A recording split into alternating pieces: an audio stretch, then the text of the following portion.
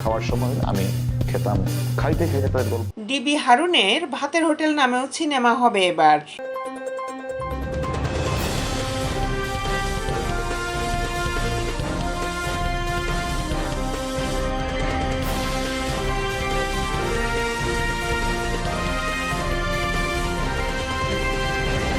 হারুনের ভাতের হোটেল নামেও সিনেমা নির্মাণের জন্য নিবন্ধন করেছেন অভিনয়শিল্পী জাদু আজাদ। জাদু আজাদের ভাষ্য, সিনেমা বানানোতে আমরা কোনো রকম আপোষ করব না, ছবিটা সেই হবে। কিন্তু কারা এই ছবিতে অভিনয় করবেন তা এখনো চূড়ান্ত করেননি বলে জানালেন জাদু আজাদ। তার ভাষ্য, এখনো সেগুলো ভাবিনি, তবে বেশ কিছু চমক থাকবে এই সিনেমাটিতে। শেখ হাসিনা সরকারের সময়কালে সাবেক ডিবি কর্মকর্তা হারুন আর রশিদের ডিবি কার্যালয়ে ভাত খাওয়াতেন অতিথি বা আটক ব্যক্তিদের। কার্যালয়ে আসা অতিথি বা আটক ব্যক্তিদের খাওয়ানোর সে সমস্ত স্থিরচিত্র ও ভিডিও তিনি ফেসবুকে প্রচার করতেন। বিষয়টি নিয়ে হাইকোর্টও অসন্তুষ্ট প্রকাশ করেছেন।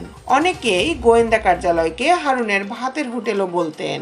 এছাড়াও আয়নাঘর নামে সিনেমা বানানোর হিড়িক পড়েছে। বদিউল আলম ভয়ঙ্কর আয়নাঘর, জয় সরকার আয়নাঘর, জানাসার উসমান অন্ধকারের আয়নাঘর নামে সিনেমা বানানোর জন্য নিবন্ধন করেছেন। এই তালিকায় হারুনের ভাতের হোটেল নামেও সিনেমা নির্মাণের জন্য নিবন্ধন করেছেন অভিনয়শিল্পী জাদু আজাদ। এছাড়াও বেলাল সানি পরিবর্তন নামে একটি সিনেমা নির্মাণের জন্য আবেদন করেছেন। দেশের আপডেট নিউজ পেতে আমাদের সাথেই থাকুন। Justice TV, Dhaka.